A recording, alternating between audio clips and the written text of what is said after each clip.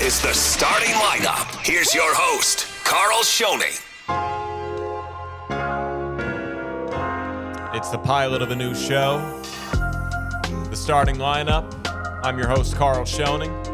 Happy you guys joined us, however you may be listening, watching. Good to have y'all in here, the starting lineup. I'm starting as your talking head over your speakers. Starting at producer, DJ LG.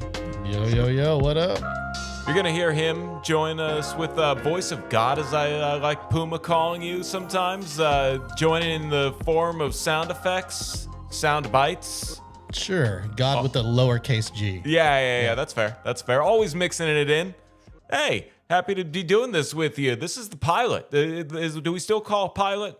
Still beta episode? It's a pilot. Yeah, it's a test run. Yeah. Hey, we're going to be live and on the airwaves coming up next week. Oh, we? Yeah. Oh, yeah. Wow. Is that an announcement you're making? It's an announcement. Do we have breaking news? It's breaking news. That's right, San Antonio. There's a new talk show coming out on 4/20.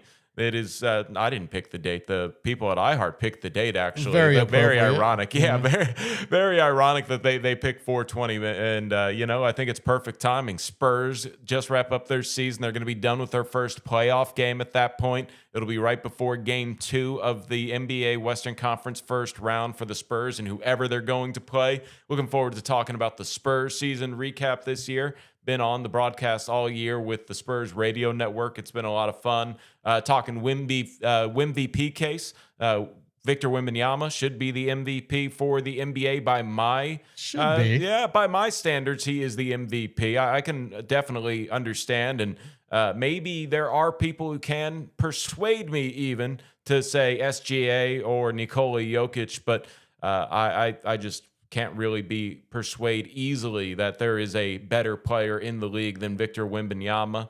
I want to talk a little bit about the Iceman, George Gervin, the real Iceman, not the only Iceman. Yeah, the only Iceman, absolutely. Well, besides Val Kilmer in Top Gun, I'll give him secondary Iceman rights. Fictional character though. Yes, fictional character. Yes, I think that's the big thing there is there's one real Iceman, and that's an interesting topic. And then obviously the play-in tournament. We have a fun play-in tournament that I really love that the NBA has implemented the play-in tournament. We'll get into that. It obviously will determine the Spurs' first-round opponent. It'll either be the Trailblazers or the Phoenix Suns, and that is going to be the first-round matchup for the Spurs because that's how the tournament works. If you don't know how the tournament works, the teams that were finished 7th and 8th, they are in the double elimination side of the bracket, so whoever wins that game plays the 2 seed. The loser of that one has to win one more game to make the 8 seed. If they lose that, they're doubling out. Then there's a single elimination side. That'll be the Warriors and the Clippers. So no chance to see Kawhi in the first round. I know that some Spurs fans were looking forward to that opportunity. Some people wanted to see Steph Curry. Yeah, you have that. That's great. No, he got the last laugh. That was a great. He kind of did. Yeah. Well, that's a whole nother conversation. I'm not here to get into it with Kawhi because the basketball gods saw what happened and the Spurs got Victor Wembanyama. I think the Spurs respected the basketball gods. We wouldn't be here today where the Spurs are today if that did not happen. It's a very alternate reality where everything's great with Kawhi relationship wise, and he, I don't want to get into it. It's a whole other story, and I want to talk about the present. That's what I want to do, LG. I want to talk about the present, and it is Victor Wembanyama. It is this phenomenal team that Brian Wright has built around him so quickly. In his 3rd year, they won 62 games. That is unreal. The Spurs went from essentially saying, hey, we're going to move on from these really good players that we developed in DeJounte Murray and Derek White. They're out having all-star caliber careers away from San Antonio, and it was about great scouting. They knew that, hey, this was the year that we either decide we double down on DeJounte and Derek or we get what we can for them. They got a great haul for DeJounte Murray. They still have a good chance to get something good in 2028 with that top 1 protected pick swap with the Boston Celtics, although I would imagine that that's not going to be a bad not a good pick. That's not going to be a bad year in 2028 if I had a guess. But, again, I want to reframe focus to the present because they moved on and they decided, hey, it's time to keep guys that we like, the Keldon Johnson to Devin Vassell. Trey Jones was in there, and obviously Trey Jones ended up being part of the upgrade to the point guard position when they got De'Aaron Fox. They brought in Chris Paul. It's a good upgrade. Yeah. De'Aaron Pretty Fox. good upgrade, I would say. De'Aaron Fox could have gone down as the best king of all time. He was on that kind of pace and trajectory in Sacramento, and obviously he's from Houston, and I think he saw the opportunity to be the wingman for Victor Wembanyama, and that's a great move. And to all the Fox haters online after yesterday's game, come on now. The game was already over. He was just jacking up threes for the hell of it. That was such a funky game. Game 82 really was weird, and I think the weirdest part about it was something that isn't all that concerning is the Spurs have Victor Wembanyama, the best big man in basketball. They have Luke Cornett, probably the best backup big man in basketball. And both of them were out resting, so Jonas Valanciunas and Nikola Jokic go off. And now, that's a great segue. Thank you for bringing us back on track, LG. Let's go all the way back to the beginning. Season started.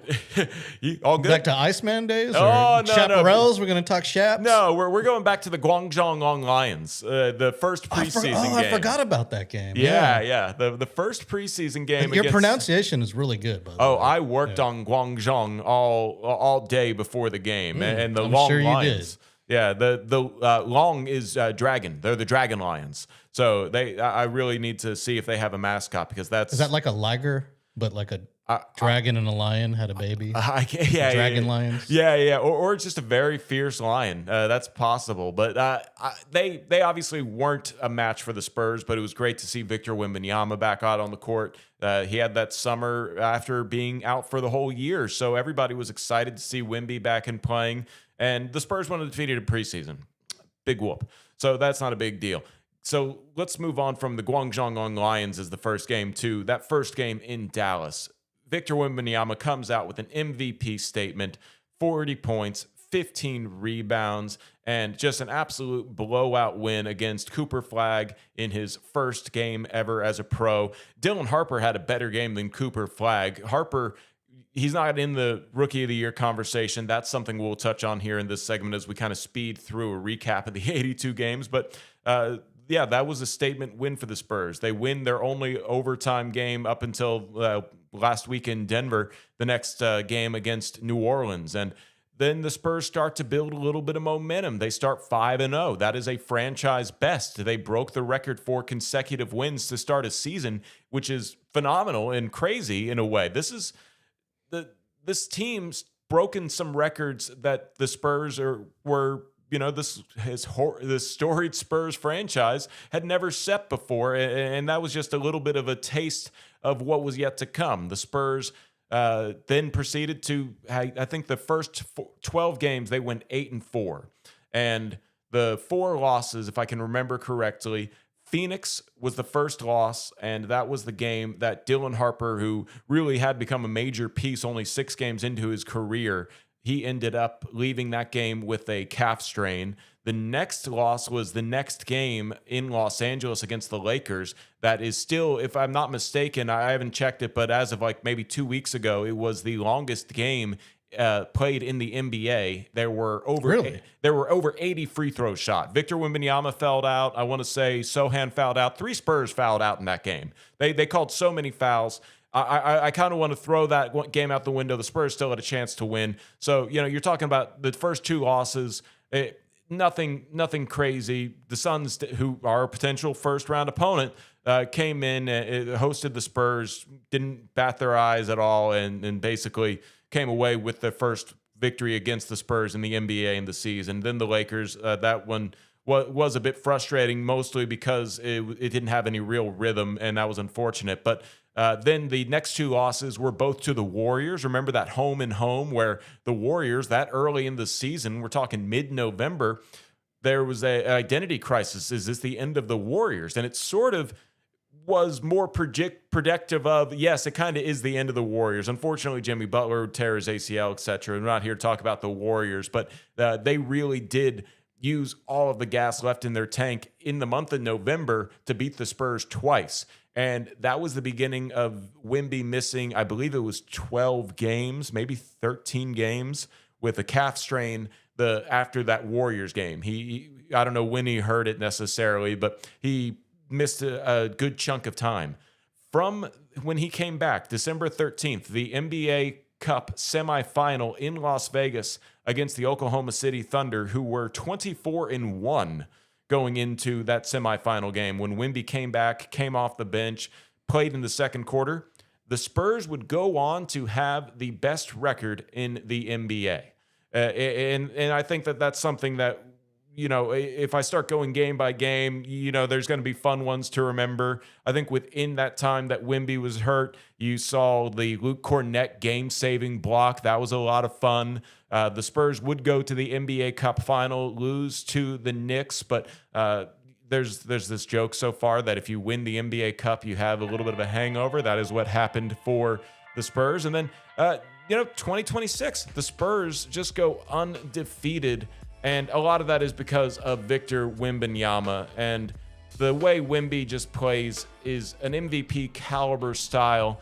And I think that that's a great segue as we finish up this first segment to say that Victor Wembanyama is the league MVP. And I have a definitive case why when we come back. And we also have the first MVP ballot that has been released. And I'm sure you guys want to hear what the writer for Yahoo, Kevin O'Connor, had to say. We'll go over some of his notes, and you won't be surprised who his MVP is based off of, if you've listened to this conversation, how excited I am to get to those notes. All that and more when the starting lineup comes back.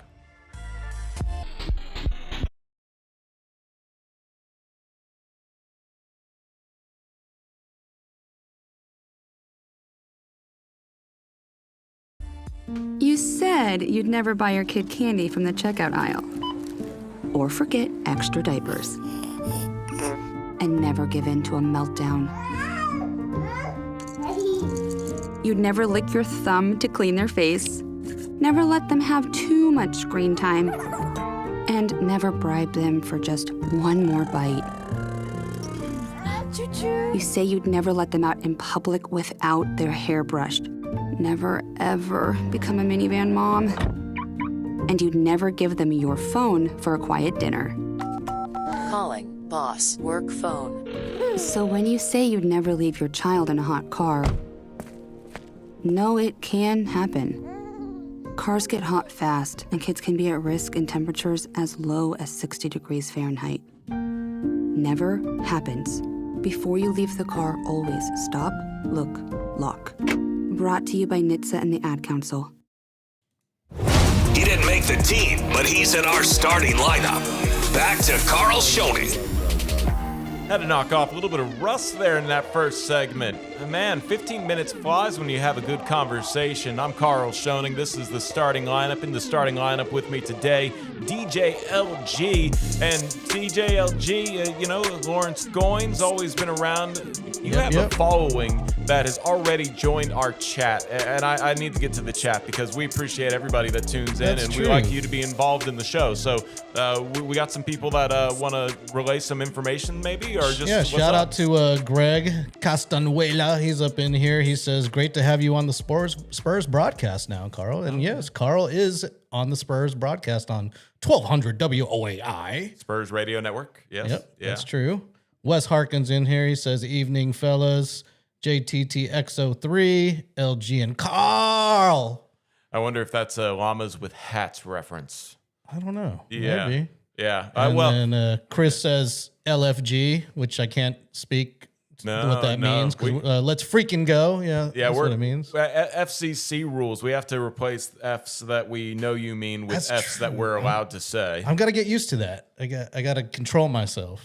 Control my urges. I have that switch turned on. I don't like dropping anything FCC violation wise. So that's even in real life, I very rarely break FCC rules. We are on an internet show right now. So as long as we have the internet show going, we just have to edit out the Pugola and Payola. There's no Pluggle and Payola on YouTube and the internet social medias that we go through. But, we wrapped it up a little bit quick because we're getting back to style of radio. So we just had a quick segment there. But I really enjoyed hearing a little bit of the defense that Kevin O'Connor put out for Wemby's case to win the MVP. And I think he summed it up great. I haven't read all of the article because it's rather lengthy on Yahoo Sports. But Kevin O'Connor is one of the guys that I really enjoy following. He puts out daily content across the internet like we do, writing, social media, etc. He does a podcast. And I've always enjoyed his take. And he comes to Wemby's defense by being the first person to publicly put their ballot out. And you never know if maybe his argument can sway other voters. So his ballot is Wemby 1, SGA 2, Nikola Jokic 3.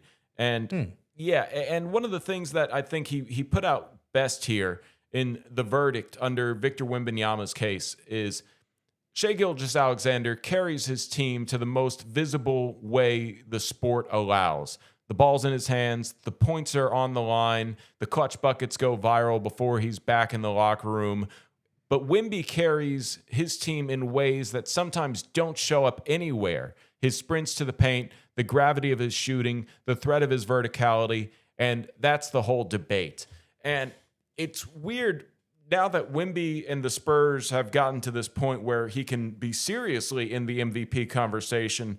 I'd like to go back, and I'm sure that I'm on record somewhere saying I feel like Wemby might be the best player in the league off his defense alone. He will be the unanimous defensive player of the year this year. It's a crime he didn't win defensive player of the year his first year. And from just the discourse that I've seen online, it's like in his third year, without having any accolades, Victor Wembanyama already has voter fatigue. It is unreal how people are just trying to make arguments of why, he's going to win a dozen Defensive Player of the Year awards. He's probably going to grab 6 MVPs.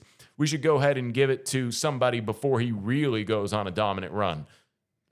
Strongly disagree. I understand that sometimes that's how the voters do think, but you need to give flowers where flowers are due. Victor Wembanyama, definitely unanimous Defensive Player of the Year. I'm not going to be mad if SGA wins it this year. They had a great year. There was early conversations of them maybe potentially breaking the 73 wins record set by the Warriors. Those were obviously premature. Didn't happen. No, it didn't. But on that point, the Spurs actually ended up going on a better stretch where they, I should find out exactly what the stretch is, but with Victor Wembanyama in the lineup, the Spurs were on a 29-2 stretch.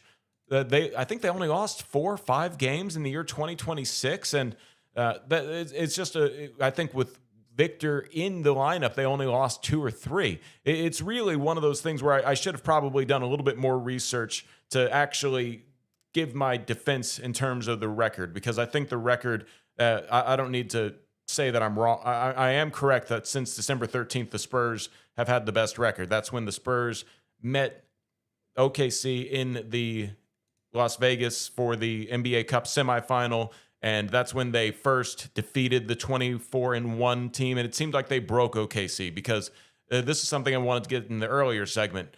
The Spurs beat Oklahoma City bad.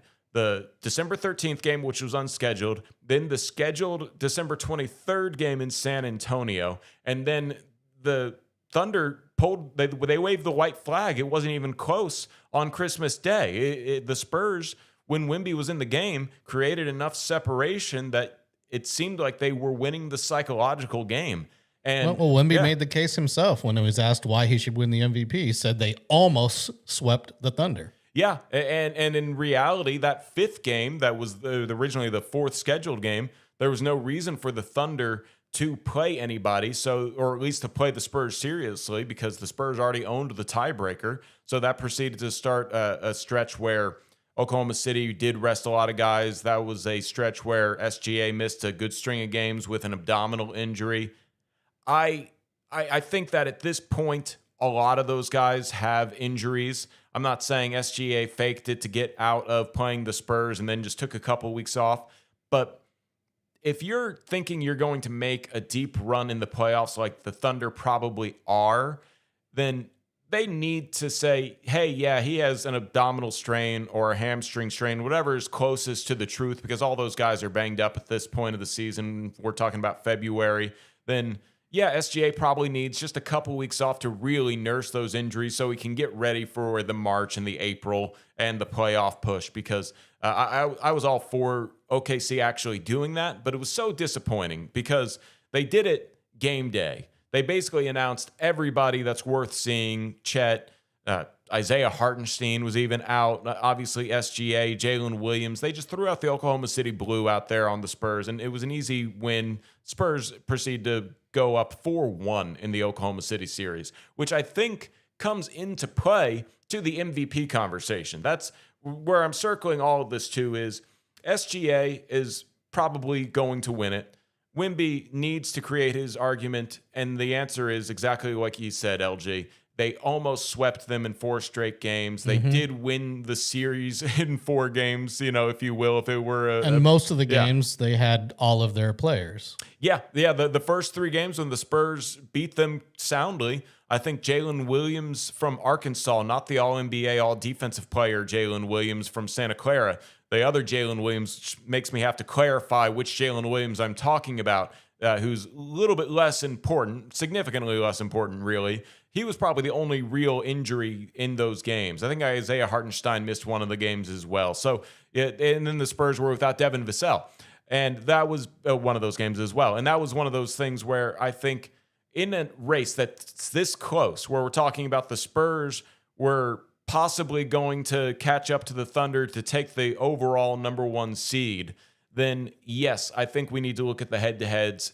The fact that 2 of the games were the NBA's highest billing games, such as the NBA Cup semifinals. That's basically the equivalent of a Western Conference Finals in the regular season, if you will. It means much more than a random Tuesday night. And Christmas, everybody's watching on Christmas. It's a big deal, no matter if you believe in Christmas or not. That's aside from the point. It is the day that the NBA says these are our biggest matchups. And there was the big budding rivalry. There was that stretch in December where we heard budding rivalry so many times. It drove me a little bit crazy. But the Spurs beat them soundly. And if there's any proof that Victor Wembanyama was the reason that the Spurs beat OKC soundly, it's because they were down 11 points going into the second quarter of that NBA Cup game, and Wemby comes in, changes the game entirely. And, I want to get back to the KOC article just to touch on some of his points, because he created 5 points for Wemby that I want to sort of piggyback off of. The first point is he sprints the floor in transition. So not only does he get defensive stops, a lot of his stops are blocks that he creates offensive opportunities to. And he does that better than anyone in the league. He spaces out on the perimeter. He knocks down 3-point shots. So not only is he a shot blocker, he takes away a shot blocker because you have to put a big man with length on him. He cuts around the basket. He is the most mobile big man I have ever seen. It's unreal. He is a taller Kevin Durant. He has designed half-court sets. He has to get it 2 feet in, and everybody on the defense has to protect him if he gets 2 feet into the paint. And the last thing he said is setting on-ball screens and rolling and really fading as well. Wemby, when you start to say, hey, do we switch? How do we handle him as a screener? Maybe if you even make him as a ball handler, it's crazy. So Wemby, he is the MVP. And when we come back, we'll talk a little bit more about the Spurs and their matchup in the play-in tournament here on the starting lineup. The more you listen to your kids, the closer you'll be. So we asked kids, what do you want your parents to hear? I feel sometimes that I'm not listened to. I would just want you to listen to me more often and evaluate situations with me and lead me towards success. We're not adults, so just be there and listen. I just want someone to yap to. And I just feel like I'll be fine if someone just hears me talk and talk and talk and talk and talk and talk and talk. You're doing a really good job. And I don't think I tell you that enough. And I know sometimes we get into it and it's just, hard on both of us. But, try to understand me more, and I'll try to do the same. Listening is a form of love. Find resources to help you support your kids and their emotional well-being at sounditouttogether.org. That's sounditouttogether.org. Brought to you by the Ad Council and Pivotal. No B team here. This is the starting lineup with Karl Schoening. Yes, sir. Finally, playoff time in San Antonio. The regular season is done, and if you are not aware, the Spurs do not know who their opponent is going to be in the first round. I'm Karl Schoening, LG in the starting lineup with me. Yo.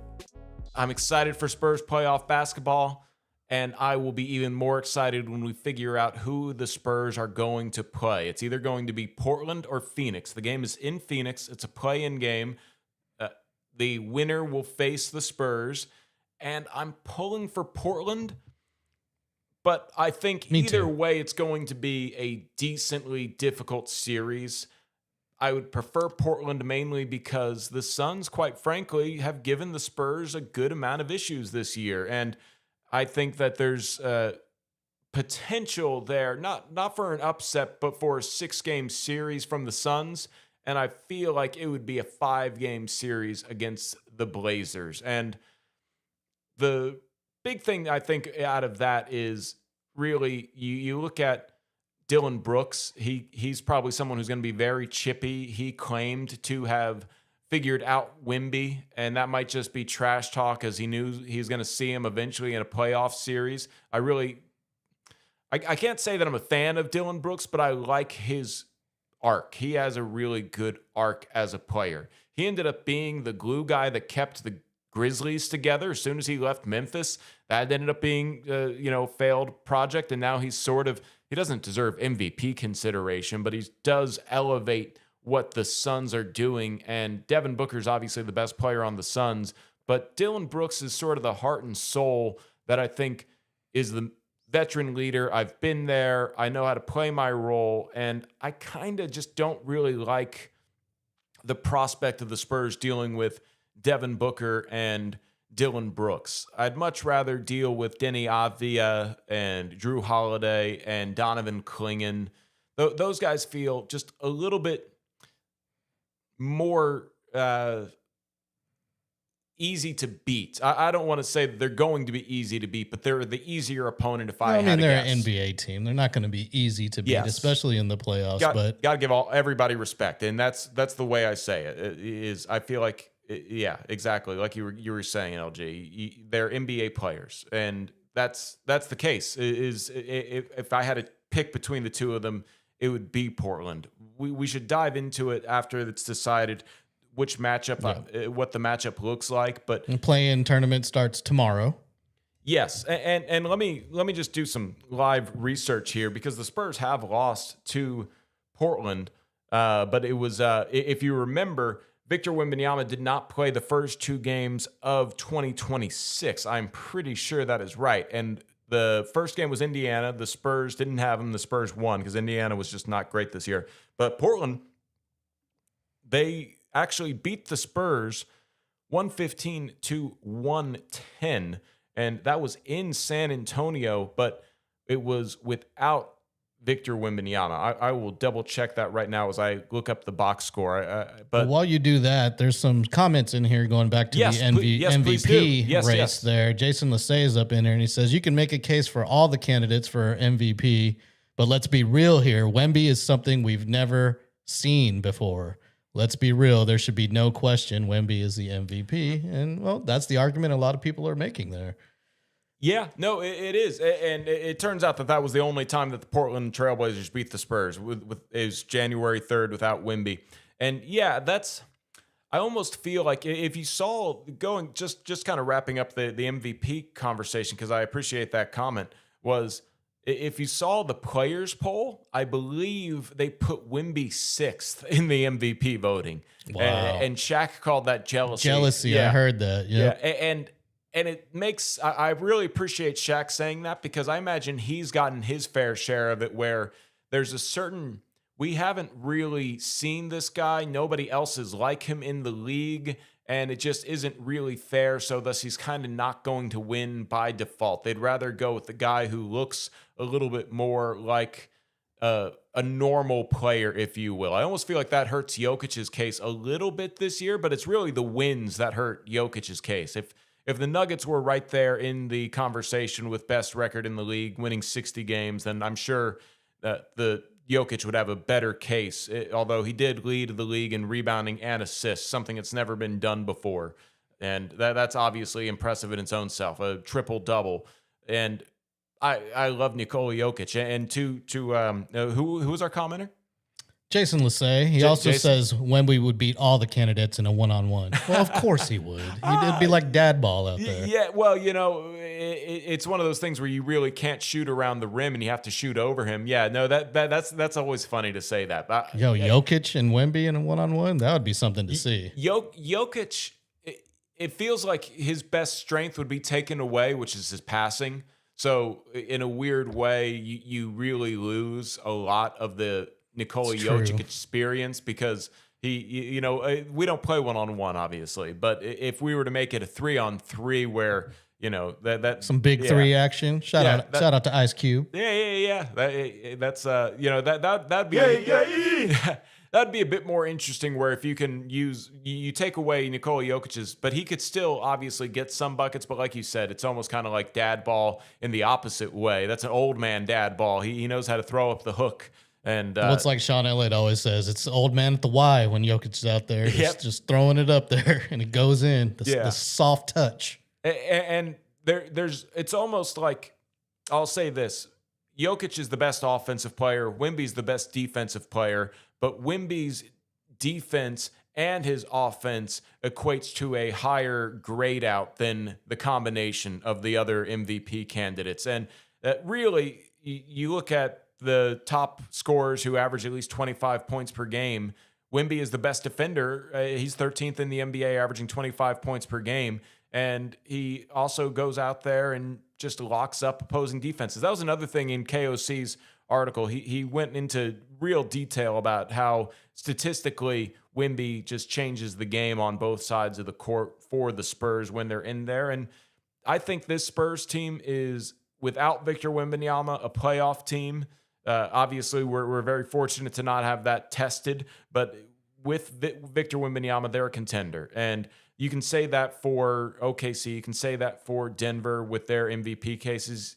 You can't really say it with Luka Doncic. Doncic can bend games to his will because of his offensive ability, but the Lakers don't necessarily become contenders, and that's not necessarily a mark against Luka. I just feel like MVPs very rarely are not on contending teams. The only one I can really think of off the top of my head is probably Russell Westbrook with OKC when he had that season where he averaged a triple-double. I think that was 2016, and he won the MVP award. But the Spurs, if they're fighting for home court advantage at the 5 seed, trying to get into the 4 seed, Wemby's probably not getting any MVP votes. But the Spurs have had the best record in the league once again since December 13th. So it's obviously there. But when it comes to the Spurs versus the Suns, am I really worried about any of the big men that the Suns can throw at him? Probably not.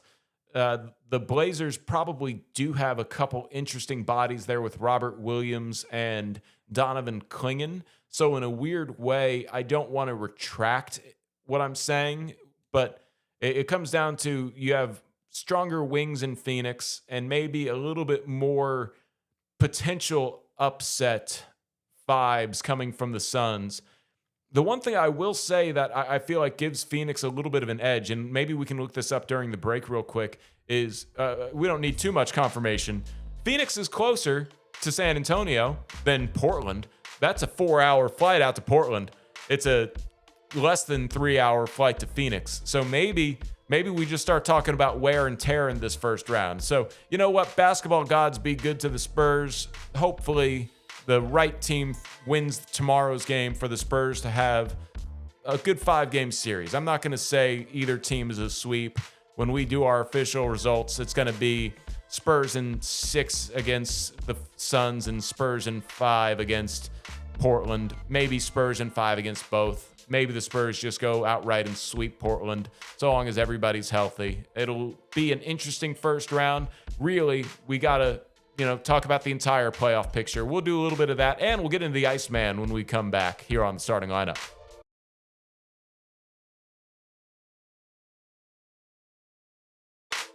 Hi, I'm Ryan Blaney, a third-generation race car driver, and we dedicate a lot of our time to going as fast as possible. My grandpa Lou is the reason why my dad and I started racing, and I'm really proud to follow in his tracks. But when my grandpa was diagnosed with Alzheimer's, it was a very unexpected bump in the road for us. I've learned a lot on this journey with my grandpa Lou, and the memories of my grandpa will always be with me. It's important to notice if older family members are acting differently, experiencing problems with their memory, or having trouble with routine tasks. Talking about Alzheimer's can be really tough. But if you notice something, have a conversation with your loved one. Encourage them to see a doctor or offer to go with them. Early detection of Alzheimer's can give your family time to explore support services, make a plan for the future, and access available treatments. The Alzheimer's Association provides care, support, and research to help you take control of the situation with your family and manage the disease together. If you or your family are noticing changes, it could be Alzheimer's. Talk about seeing a doctor together. Visit alz.org/time to talk. A message from the Alzheimer's Association and the Ad Council. He bleeds silver and black. Back to Karl Schoening in the starting lineup.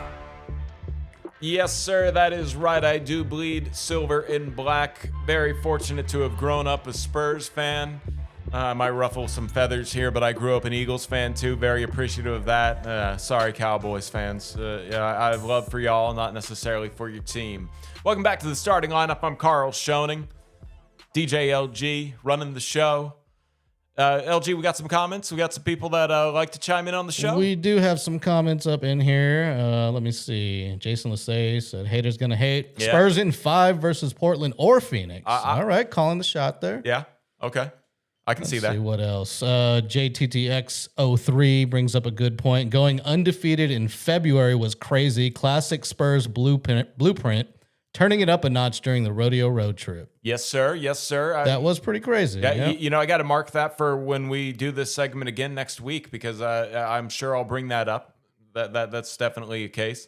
Those are our comments. Lassay also says if Wemby does not win MVP, it cheapens the award, and Wemby carried the All-Star game, made everyone care. I like that. What about that, he says. I don't know if that counts towards the MVP vote, but it does count towards face of the league That vote. might be the most valuable player of the league, not for like their team. You know what I mean? Yeah. The most valuable NBA player. He really, from the jump, sprinted to the bucket, got that dunk, let everybody know he was going to play hard, and I loved that from Wemby. So thank you for bringing that up, Jason. That is definitely more of a vote towards face of the league because he could force and influence the other players, and maybe that's why they were so salty in their MVP voting. Haters going to hate, but hey, he made them play hard on All-Star game, and I love that. And obviously, Wemby. This time, it counts. Yeah.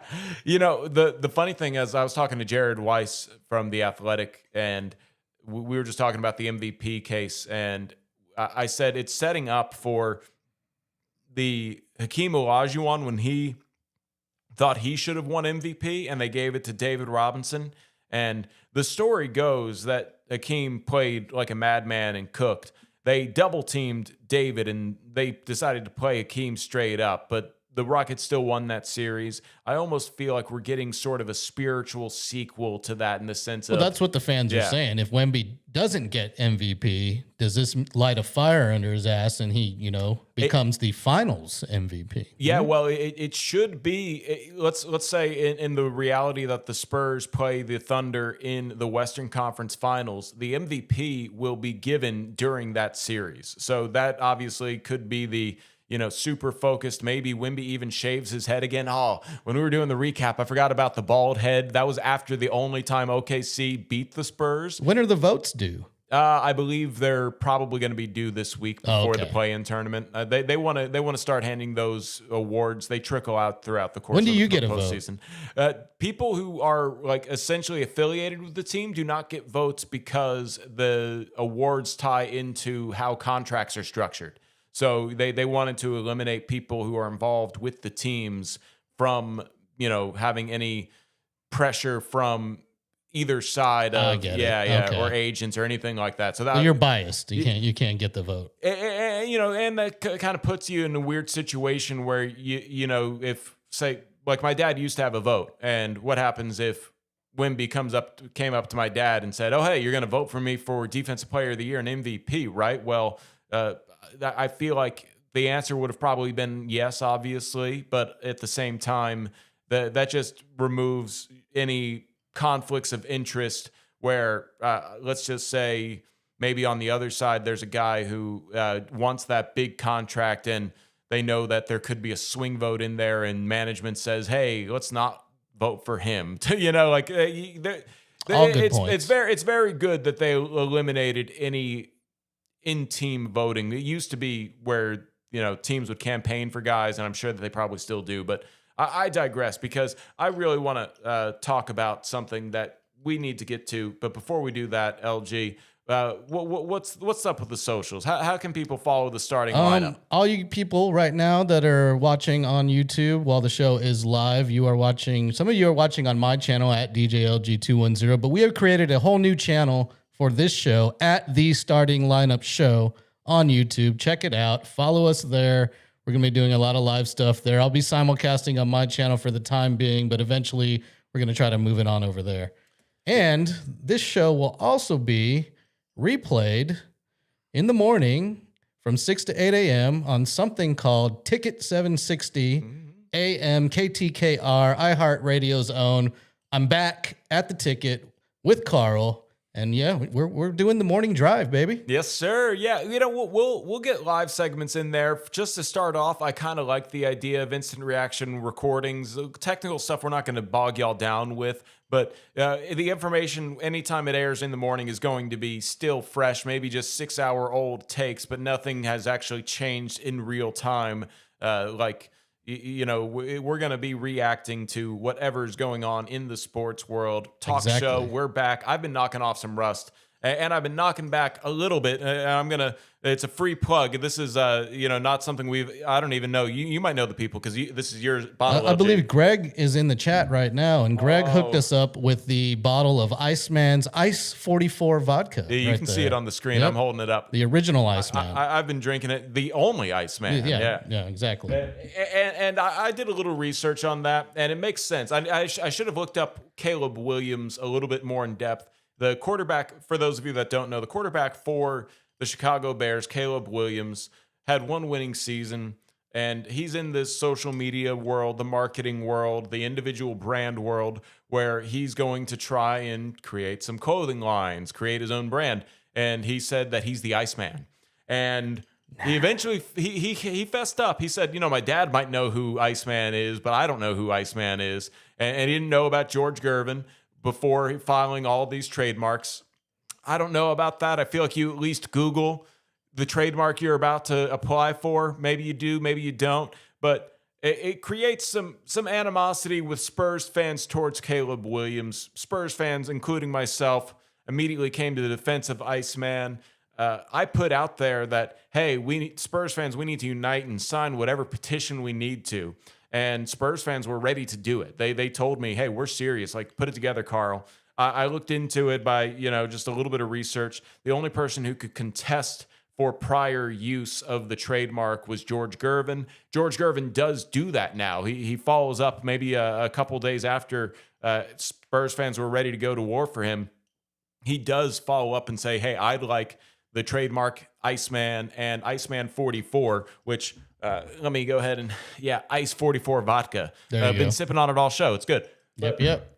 But I just hope when it comes to trademarks, there's a lot that goes into it. You have to trademark print, digital, television, etc. Like I'm not a lawyer. I should have probably asked AI to tell me about it, but I limit my AI use for some things. Yeah. But it comes down to the hopeful result here is Caleb Williams has some sort of agreement in paper that he's not going to do anything that would stop George Gervin from being known as the Iceman, presenting himself as the Iceman, and hopefully he gets a little bit of cut. He gets George Gervin's one of the coolest guys out there. He should absolutely be somebody who promotes a clothing brand or a vodka, or, gets a little bit of a cut. Do a commercial with Caleb Williams. Give George Gervin his cut. And not only does that make Caleb Williams look better, promotes Iceman, and he gets paid for being George Gervin.